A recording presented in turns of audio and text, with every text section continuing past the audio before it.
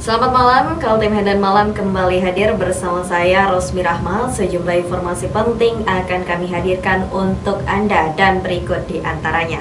Warga SKM berusaha perjuangkan agar pemerintah mengakomodir permintaan relokasi. Seorang lelaki ditemukan meninggal dunia membuat warga geger. Kita awali Kaltim Medan Malam edisi kali ini. Seorang lelaki ditemukan terkelungkup meninggal dunia di dalam kamar. Polisi tidak menemukan tanda-tanda kekerasan, lantaran itu kemungkinan korban bernama Hamid Han meninggal dunia akibat serangan jantung.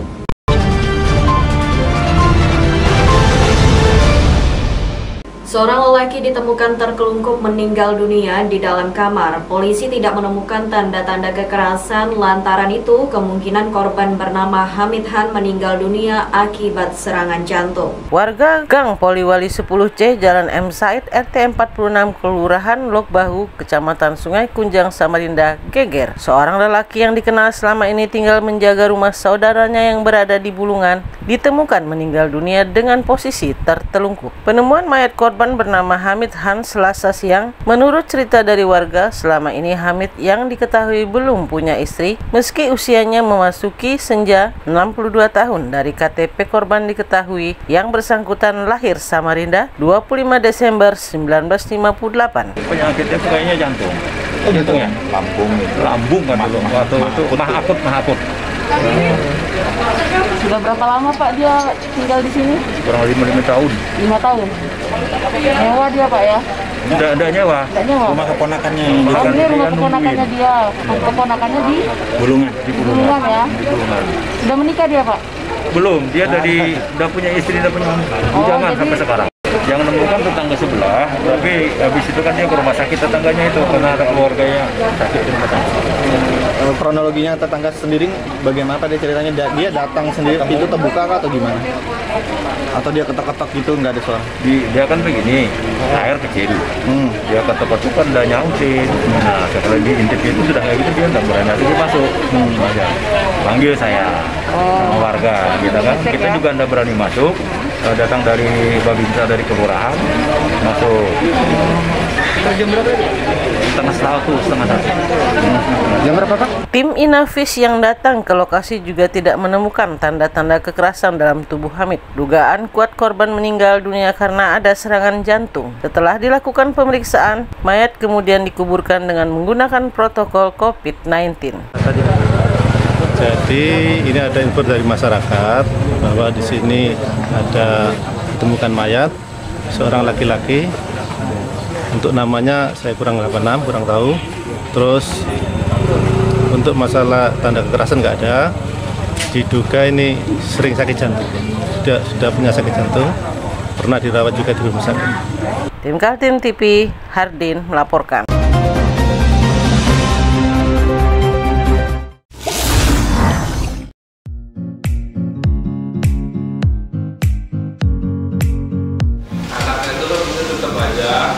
Cara mudah beriklan digital di Kaltim TV.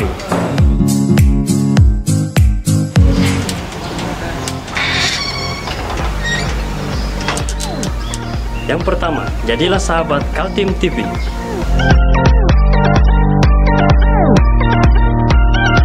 Dengan Rp1 juta, para sahabat mendapat 20 kali tayang di slot berita kamu.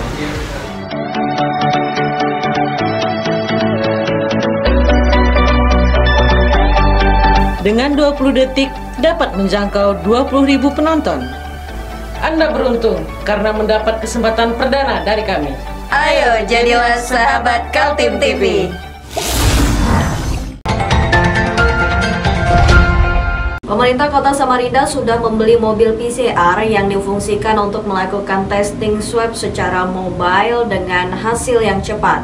Menurut Dr. Ismit Kusasi, PLT Kepala Dinas Kesehatan Kota Samarinda, mobil itu sudah dalam proses perjalanan dan diperkirakan hari Jumat tiba di Samarinda.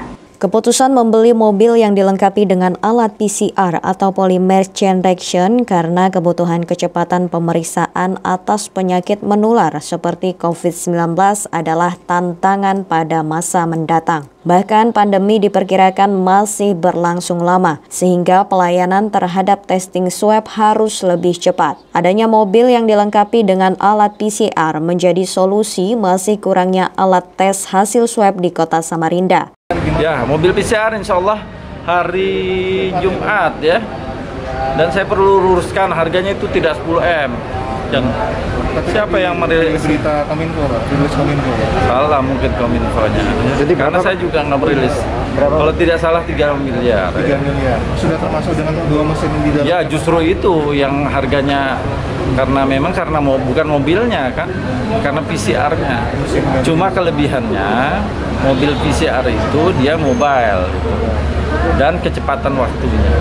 Menurut Ismit Kusasi, Dinas Kesehatan memfungsikan mobil PCR untuk menambah kecepatan diagnosa pasien-pasien yang diduga tertular virus. Alat itu menjadi informasi awal bagi kalangan petugas kesehatan mengenai status pasien. Nanti fokusnya kalau mobil itu datang untuk kecepatan diagnosa itu dulu, terutama swab pasien-pasien yang masuk di rumah sakit, yang masuk dalam keadaan sedang berat, itu paling tidak memberi kepastian buat tenaga nakes kita, sehingga dalam melakukan tindakan kan protokolnya berbeda tuh. Kalau pasiennya swabnya negatif dengan swabnya positif gitu.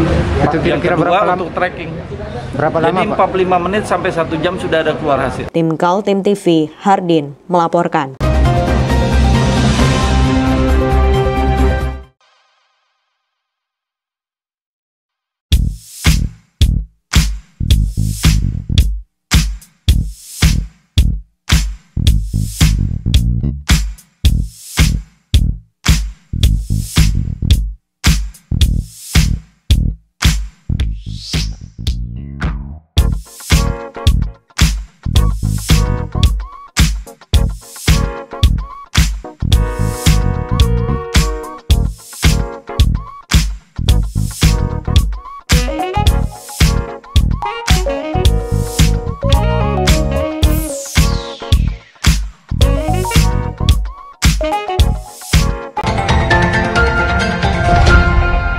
Sebanyak 10 rumah dan 48 jiwa kehilangan tempat tinggal akibat kebakaran yang terjadi di RT 9 Kelurahan Perapatan, Balikpapan Kota. Saat ini korban kebakaran ditampung Polsek di kawasan Pelabuhan Semayang, Balikpapan. Sejumlah warga yang menjadi korban kebakaran pada Senin pagi melihat puing runtuhan rumahnya yang rata dengan tanah akibat amukan si jago merah pada Minggu malam.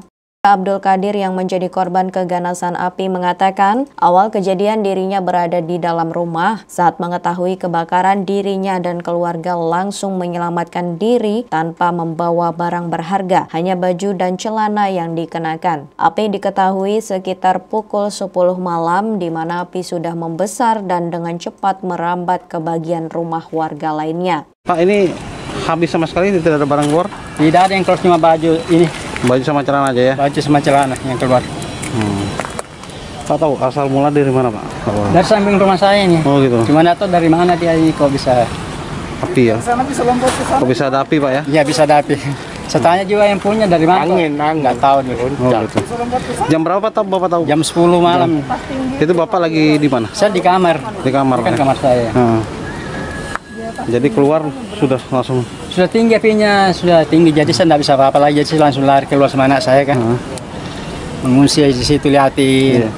Sementara itu, Lurah Perapatan Balikpapan Kota Natalie Banjarnahor yang meninjau lokasi kebakaran di RT 9 mengatakan untuk rumah yang hangus terbakar ada 10 unit dan yang terdampak masih dalam pendataan. Dari 10 rumah tersebut, terdapat 15 kepala keluarga dan 48 jiwa kehilangan tempat tinggal. Ini sementara pendataan kita sudah temui itu 10 rumah yang benar-benar jadi korban. Tapi kan ada juga yang menjadi terdampak, cuma ini masih kita lihat untuk beberapa yang terdampak, yang mungkin rumahnya kena bakar sedikit, tapi tidak semuanya itu termasuk terdampak. Kami masih akan mengecek untuk beberapa rumah yang menjadi terdampak. Untuk beberapa warga, sementara ini kami arahkan sebenarnya mengungsi di KP3 selaku sebagai posko kita yang sudah ditentukan posko untuk sementara ini di posko kita di KP3. Nah, memang ada beberapa yang ada di tempat pengungsian, tapi ada juga banyak yang di tempat keluarga dulu, sementara tetangga. Nah, tapi sementara kita pendataan dulu untuk bagaimana nanti solusinya kita mau melaporkan juga bencana ini ke pemerintahan, bagian pemerintahan. Saat ini korban kebakaran ditampung di Polsek kawasan Pelabuhan Semayang Balikpapan dan tenda yang telah disiapkan oleh Dinas Sosial. Dari Balikpapan, Muhammad Idris, tim Kaltim TV.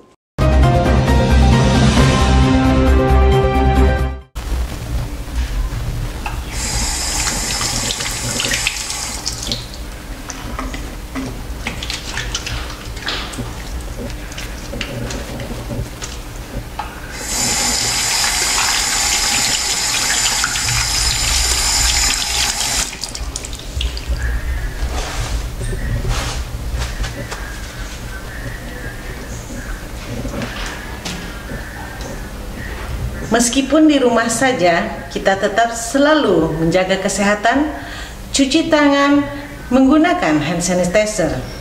Ingat, mulailah dari diri sendiri. Pemerintah Kota Samarinda tetap melakukan pembongkaran sisa bangunan yang berada di tepi Sungai Karangmumus. Target tahun 2020 ini adalah di kawasan sekitar Pasar Segiri Samarinda, yaitu puluhan bangunan yang dibangun di atas tanah pemerintah. Tanggal 5 Agustus, pemerintah Kota Samarinda mengerahkan armadanya kembali untuk meratakan puluhan bangunan yang terletak di tepi Sungai Karangmumus. Khususnya bangunan yang didirikan di tanah pemerintah tanpa izin di sekitar Pasar Segiri Samarinda. Langkah Pemkot Samarinda sejak bulan Juli lalu mengalami benturan karena masih ada warga yang menolak. Warga menuntut Pemkot memberikan ganti rugi berupa relokasi mereka ke tempat yang baru. Protes dilakukan dengan cara berdemonstrasi dan mendatangi para wakil rakyat di DPRD Samarinda maupun DPRD Kaltim. Sekarang berpikirnya itu harus satu fokus bahwa itu yang kita bongkar di tanah kita.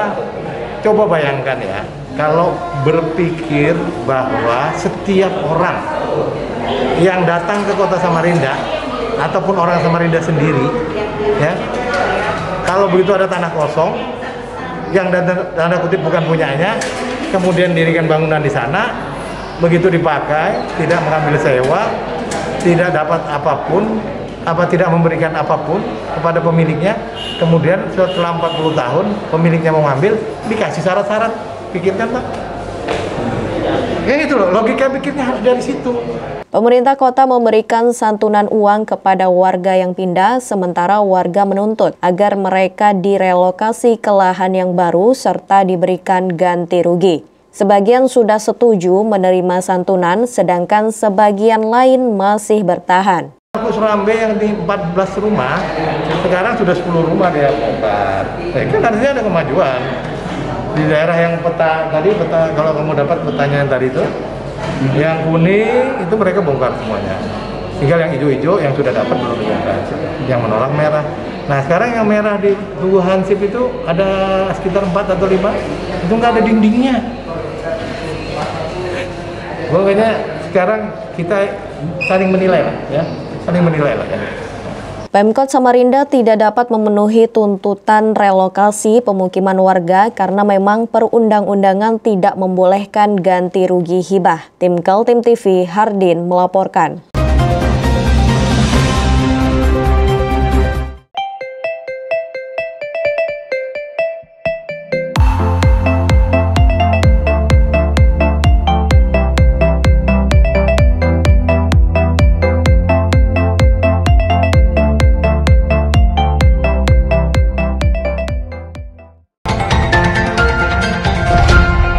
Pembongkaran bangunan tepian Sungai Karangmumus tetap dilanjutkan 5 Agustus meskipun warga yang akan digusur berdemonstrasi ke DPRD dan kantor gubernur, tapi pemerintah kota tetap kekeh menjalankan programnya.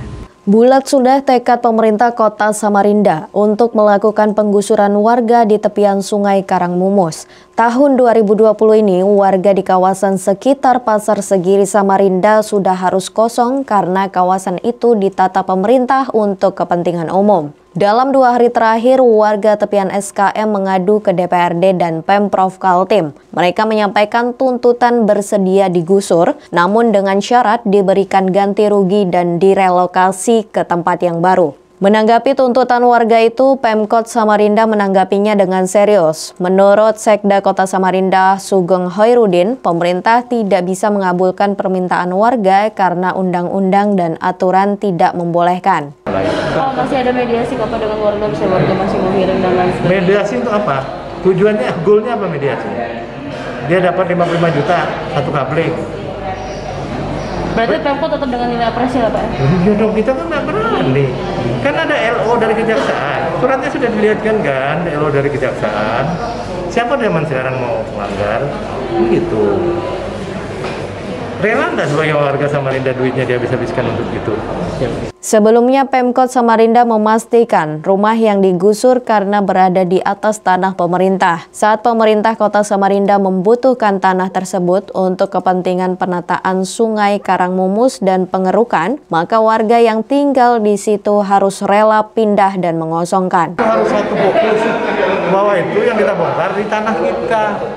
Coba bayangkan ya, kalau berpikir bahwa setiap orang yang datang ke Kota Samarinda ataupun orang Samarinda sendiri, ya, kalau begitu ada tanah kosong yang tanda kutip bukan punyanya, kemudian dirikan bangunan di sana, begitu dipakai tidak mengambil sewa, tidak dapat apapun, tidak memberikan apapun kepada pemiliknya, kemudian setelah 40 tahun pemiliknya mau ngambil, dikasih syarat-syarat. Pikirkan Pak. Tim Kaltim TV, Hardin melaporkan.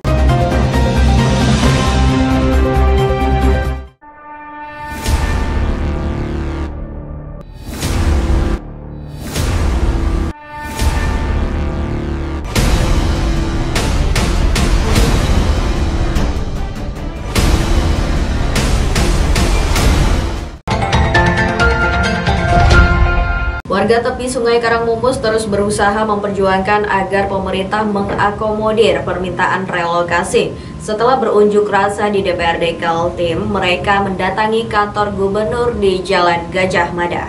Dari orasi yang disampaikan warga terdengar jelas tuntutan yang mereka ajukan. Warga menolak penggusuran bangunan rumah mereka sebelum pemerintah memberikan keputusan tentang relokasi di tempat yang baru. Di kantor gubernur Selasa siang, warga dari RT 26, 27, dan 28 yang bergabung dengan nama Forum Komunikasi Warga Pasar Segiri menyampaikan keberatan atas rencana pembongkaran yang dilakukan Pemkot Samarinda pada 5-8 Agustus. Tuntutan warga pemerintah memberikan lahan untuk pemukiman baru tambah dengan uang santunan sebesar 55 juta rupiah. Perkenalkan, nama saya Tri Suwanto sebagai pelaku yang membersamai aksi warga Pasar Segiri dan mahasiswa. Saya dari Kampung Mul. Jadi saat ini kami sejak awal sudah membersamai dari aksi yang dilaksanakan masyarakat Pasar Segiri dan turut membersamai juga di masa hearing yang saat itu dijanjikan untuk mendapatkan relokasi, usahakan untuk mendapatkan relokasi. Nah, yang saat ini sedang diperjuangkan oleh masyarakat Pasar Segiri sudah dirilis dari Pemkot Kota Samarinda untuk kembali melanjutkan pembongkaran, padahal masih ada masalah yang belum diselesaikan.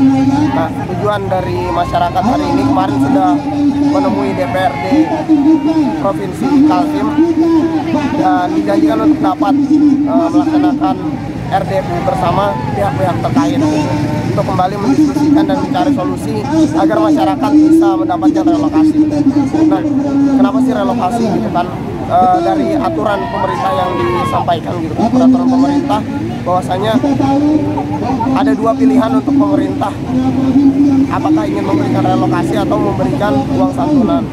Sekarang permintaan relokasi sudah digaungkan sejak bulan Juli, namun pemerintah tidak bisa memenuhi karena menurut Sekda Kota Samarinda, Sugeng Hoirudin, tidak ada aturan yang membolehkannya karena warga menempati tanah pemerintah, maka tidak dibolehkan memberikan ganti rugi kecuali sebatas uang santunan. Program pembongkaran rumah-rumah di tepian Sungai Karangmumus sudah direncanakan sebagai upaya menata sungai dan pengerukan agar mampu menghalau banjir. Warga Kota Samarinda umumnya mendukung penertiban rumah-rumah di tepi sungai karena selama ini dianggap sebagai penyebab banjir. Tim Kaltim TV, Hardin melaporkan.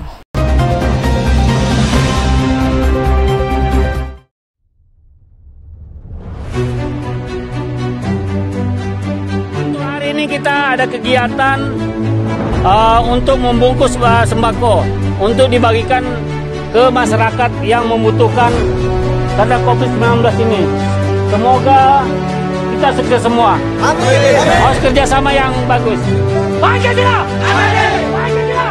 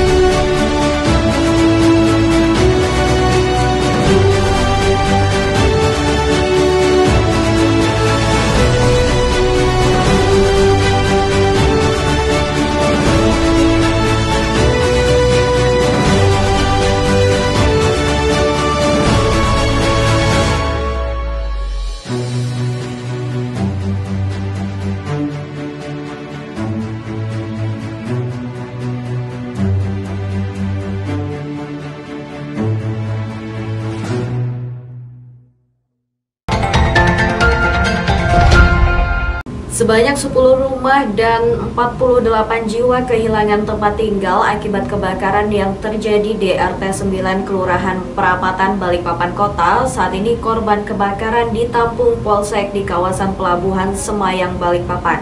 Bantuan untuk korban kebakaran di posko pengungsian di kawasan Polsek Pelabuhan Semayang, Balikpapan pada Selasa mulai terus berdatangan. Bantuan berupa makanan, sembako, sampai baju layak pakai dan keperluan lainnya. Bantuan yang diberikan oleh warga ini dikumpulkan di posko dinas sosial, selanjutnya akan diserahkan kepada warga yang berada di Aula Polsek kawasan Pelabuhan Semayang sebagai tempat penampungan korban kebakaran. Ketua RT 9 Kelurahan Perapatan, Balikpapan Kota, Edi Rasid mengatakan untuk saat ini bantuan sudah sangat banyak dari masyarakat berupa sembako dan pakaian layak huni. Hanya saja saat ini yang dibutuhkan adalah dana untuk sewa rumah korban kebakaran lantaran posko tanggap darurat hanya selama 3 hari saja. Oh, bermacam-macam bantuannya nih. Sudah banyak masuk ya? Sudah ada didaftar di pos penanggulangan kebakaran nih, sudah macam-macam. Jadi pokoknya sudah sembako, baju-baju. Sembako, baju. Sementara ini yang kita harapkan kan yang kalau mau bantuan tolong berupa dana. Karena kita sangat membutuhkan dana. Kalau makanan apa yang lain itu sudah sangat berlebihan. Nah, sementara ini kan keperluan yang lain saya tangani pakai uang saya sendiri. Dan itu sudah saya laporkan sama Bu Lurah sama Pak Camat. Kalau memang bisa diberikan uang supaya mereka bisa membantu untuk sewa rumah. Karena kita hanya membuka sampai besok. Berarti kan hitungan 3 hari. Seperti itu. Jadi kami berharap mereka saat keluar dari posko mereka sudah dapat tempat tinggal. Saat ini kondisi para pengungsi korban kebakaran dalam keadaan sehat dan tanpa ada yang mengeluhkan sakit. Dari Balikpapan, Muhammad Idris, tim Kaltim TV.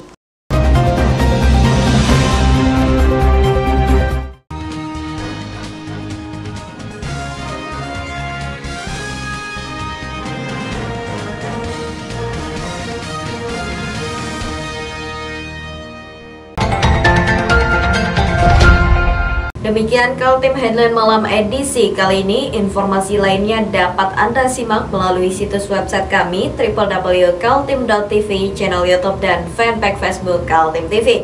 Saya Rosmi Rahma bersama kerabat kerja yang bertugas pamit undur diri. Selamat malam dan sampai jumpa.